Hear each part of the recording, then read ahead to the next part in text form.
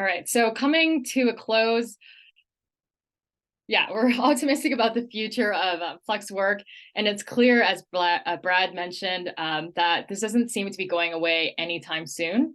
And so as we conducted the interviews and looked at the external research, it was clear that the question had turned to what is being impacted in the organizational culture by these flex work models, to now, how do companies maintain and craft a distinctive organizational culture that transcends distance, that transcends time zones, and space, that's exacerbated by these flexible work models. And so we made notes of two areas. And so the first area is an employee awareness and messaging.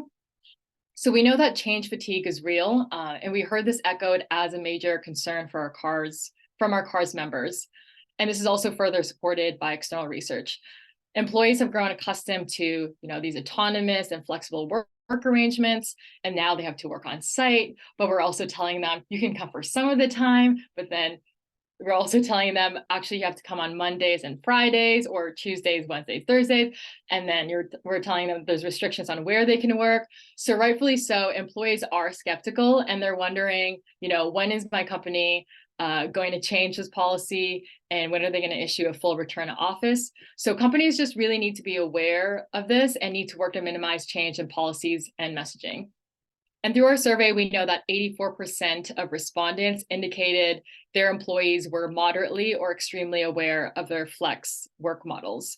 So here we want to emphasize that, if you're going to change your flex models, it's important to keep employees in the loop and ensure that they have a line of sight to their work, and that employers, need to communicate why a specific role warrants an in-person model versus flexibility in others.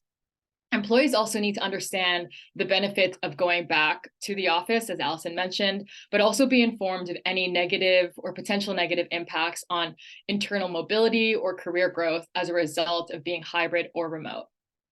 Lastly, companies need to be mindful about discussing these flex arrangements and tailoring the communication to different employee groups. So messaging needs to be inclusive and avoid tone-deaf approaches in company-wide communications. Ultimately, we believe that HR leaders should ensure change fatigue strategies are an inherent part of change management plans.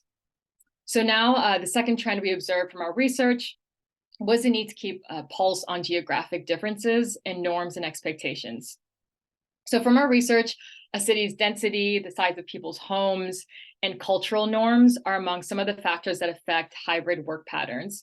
So in the US alone, there are regional differences that are heavily influenced by things like access to public transit. So turning to the other side of the pond in the UK, there's a legislation known as the Flexible Working Act, and that empowers employees with the right to request flexible work without needing a business justification.